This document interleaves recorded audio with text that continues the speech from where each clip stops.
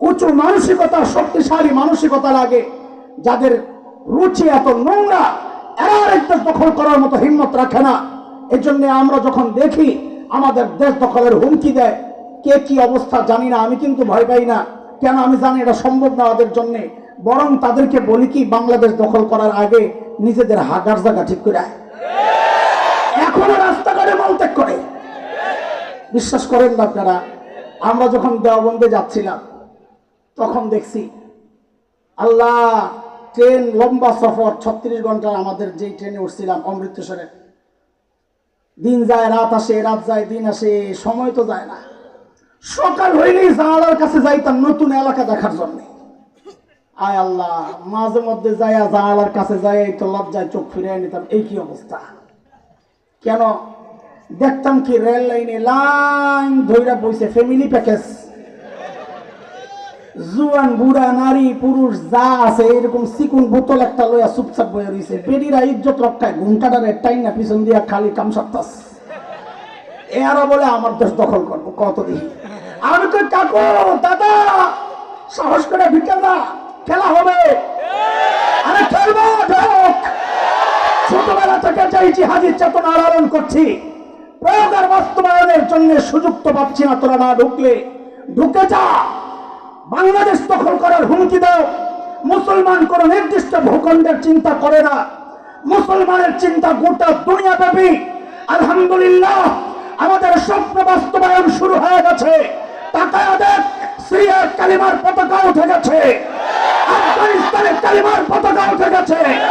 আরে আমার দেশটি ঘোরার দিনের দখল করবি। আমরা তো স্বপ্ন দেখি ইনশাআল্লাহ খুব শিগগির দিল্লির লালকেল্লায় আবারও কালিমার পতাকা পথ করবে ইনশাআল্লাহ।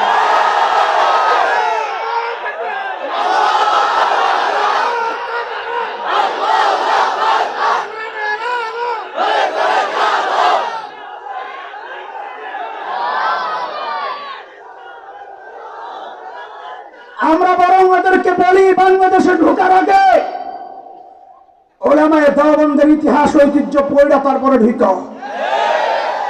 তাদের রোহানি সন্তানরা, শাইখুল হিন্দের রোহানি সন্তানরা এই জমিনে বসবাস করে। আমার কাবির ইসলামের ইতিহাস হচ্ছে, ওলামায়ে দেওবন্দের রক্ত যখন এই ভূমিতে স্পর্শ করেছিল, ব্রিটিশ লাল কুত্তারা পালাতে বাধ্য হয়েছে। ওলামায়ে দেওবন্দের রক্ত যখন আফগানিস্তানের জমিনে স্পর্শ করেছিল, রাশিয়ার শেখ ভল্লুকেরা পালাতে বাধ্য হয়েছে।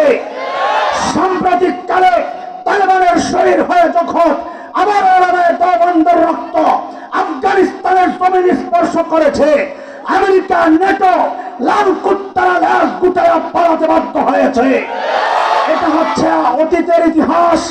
নতুন প্রজন্মের নতুন পেগাম শুনে রাখ। আবার যদি সুযোগ আসে, তোদের পূর্বপুরুষরা তো পালাতে পেরেছে, আল্লাহর কসম এবার যদি সুযোগ পাই আর টাকা পালাতে দেওয়া হবে না, পালাতে দেওয়া হবে না।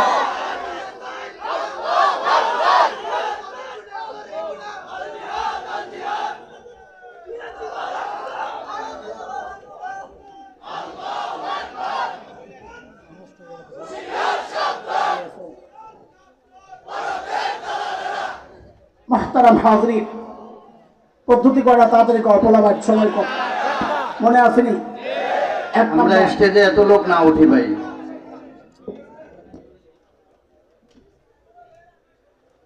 আল্লাহ বলেন, 1 নাম্বার, 2, 3, 4।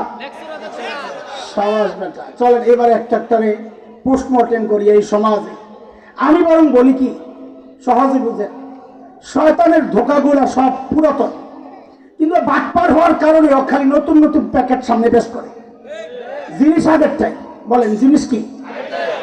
সময়ের আলেমদের কাজ হচ্ছে ওই প্যাকেট ছিঁড়া ভেতরের জিনিস দেখায় দাও আপনাকে, ভাই জিনিস কিন্তু আগেরটাই। বুঝে আসছে না কথা? বলেন 1 নাম্বার, অপব্যাখ্যার একটা নমুনা আপনাকে শোনাই। দেখেন, এই কথা কইস না রে, বাংলাদেশের বহু মাজার আছে, মুরাদনগর তো নাই। আচ্ছা শুনছো, ওই মাজারে অনেক বাবারা থাকে।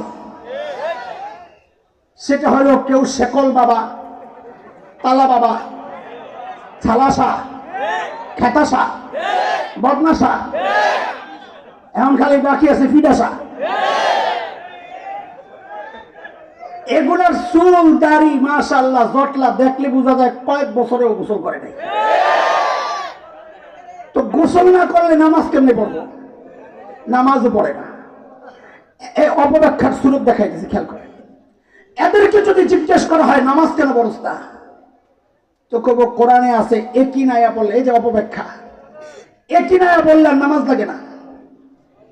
কোরআনের আয়াত কি? ওয়া'বুদ রাব্বাকা হাত্তা ইয়াতিয়াকাল ইয়াকিন, তুমি তোমার রবের ইবাদত করো তোমার ইয়াকিন আসার আগ পর্যন্ত। সমস্ত মুফাসসির বলেন এই ইয়াকিন মানে হচ্ছে মৃত্যু। ইয়াকিন মানে, আর ওরা ইয়াকিন মানে হচ্ছে অন্তরের বিশ্বাস। আমগো ইয়াকিন আয়া বসে, মোল্লাগো ইয়াকিন আয়া না, এই জন্য মোল্লারা নামাজ পড়ে, আমগো নামাজ লাগে না। শোনেন একটা বিষয়, সূক্ষ্ম কথা। কেউ যদি নিজেকে নবীর চেয়ে দামি মনে করে, চোখ বন্ধ করে বুঝতে হবে এটা শয়তান।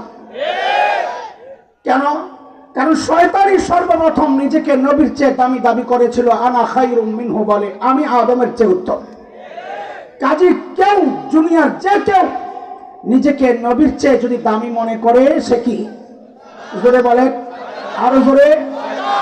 যারা বলে আমাদের ইবাদত লাগে না, ইয়াকিন চলে আসছে, এরাও শয়তান। কেন? হযরত ঈসা আলাইহিস সালাম কি ছিলেন? একজন, জোরে কোন? সূরা মারইয়ামের মধ্যে হযরত ঈসা নিজের পরিচয় দিচ্ছেন এইভাবে, ক্বালা ইন্নী আবদুল্লাহ আতানিয়াল কিতাব ওয়াজআলানি নাবিয়্যা وجعلني مباركا أينما كنت وأوصاني بالصلاة والزكاة ما دمت حيا। হযরত ঈসা বলেন আমি আব্দুল্লাহ। আমি কি? তবে তোমরাও আব্দুল্লাহ, আমিও আব্দুল্লাহ। বেশ কম হচ্ছে, আমাকে আল্লাহ কিতাব দিয়েছেন এবং আমাকে নবী বানিয়েছেন, এবং আল্লাহ তাআলা আমাকে এক নেয়ামত দিয়েছেন যা আমার সাথে যেটাই সম্পৃক্ত হয়, আমি যেখানেই থাকি আল্লাহ সেখানে বরকতে ভরে দেন। আল্লাহ তাআলা আমাকে নবী বলছেন, একজন নবী বলছেন কি? আল্লাহ তাআলা আমাকে নির্দেশ দিয়েছেন গুরুত্ব সহ, আমি যেন আওসানি বিসসালাত ওয়াজ যাকাত মা দুমতু হাইয়া, আমি যেন মৃত্যুর আগ পর্যন্ত যতদিন জীবিত থাকি আমি যেন ইবাদত করি, নামাজ পড়ি, যাকাত আদায় করি। একজন নবী বলছেন আমাকে আমৃত্যু ইবাদতের নির্দেশ দিয়েছেন আল্লাহ। আর মাজার ওয়ালা বলে আমার ইবাদত লাগে না, তাইলে তারা নিজেকে নবী ঈসার চেয়ে দামি মনে করছে। কেউ যদি নিজেকে নবীর চেয়ে দামি মনে করে, সে কি? আরো জোরে বলেন কি? এই যে অপব্যাখ্যার একটা নমুনা দেখাইলাম, বেশি দেখাইলে সময় চলে যাবে। হাজারো ব্যাখ্যা, হাজারো অপব্যাখ্যা আমাদের চারপাশে ঘুরে দেখাইতে পারলে আপনাদের ভালো হইতো, কিন্তু সময় নাই। সবটির একটু চার্জ দিতে চাই। বলেন 2 নাম্বারটা কি? বলেন বলেন তাড়াতাড়ি, আরো জোরে। বাংলাদেশে এই মুহূর্তে ভয়ঙ্কর সবচেয়ে বড় যে সিস্টেমটা চলছে, এটার মধ্যে অন্যতম একটা হচ্ছে অপপ্রচারের মাধ্যমে শয়তান মানুষকে দিন থেকে দূরে সরাতে চায়। যেমন আপনাদেরকে একটা উদাহরণ দিই। এই যে এখন ডিসেম্বর চলতেছে আর জানুয়ারি চলছে, বহু স্কুল কলেজ দেখবেন খেলাধুলার প্রতিযোগিতা চলছে। এই প্রতিযোগিতাগুলোর মধ্যে একটা ইভেন্ট থাকে, সেটা হচ্ছে যেমন খুশি তেমন সাজো। দেখেছেন আপনারা? কথা বলেন, দেখেছেন? এই যেমন খুশি তেমন সাজের মধ্যে এখন নতুন একটা সাজ, সেটা হচ্ছে একটা ছোট্ট বাচ্চাকে দাড়ি টুপি লাগাইয়া হুজুর সাজায়, আরেকটা ছোট্ট মেয়েকে শাড়ি পরাইয়া যুবতী মেয়ে সাজায়। এই ছোট্ট হুজুর এবং ওই যুবতী মেয়ে বিচারক এবং অডিয়েন্সের সামনে যায় অভিনয় করে, দেখায় কি ওই হুজুরটা ওই মেয়ের শাড়ি ধরে টানাটানি করে। কি বুঝায় ওরা? এটা হচ্ছে 71-এর চিত্র। 71-এ এই দাড়িওয়ালা টুপিওয়ালা রাজাকারেরা আমাদের মা বোনদের ইজ্জত এইভাবে হরণ করেছে। উদাহরণ নাম্বার 2, খালি শুনতে থাকেন। উদাহরণ নাম্বার 2, বাংলাদেশের টেলিভিশন সিনেমা, এগুলোতে যে নাটক সিনেমা হয়, 2টা চরিত্র থাকে, একটা ভিলেন আরেকটা নায়ক।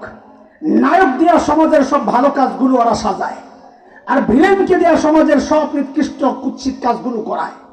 ইদানিং আমরা শুনতে পাচ্ছি ওই ভিলেন সাজাই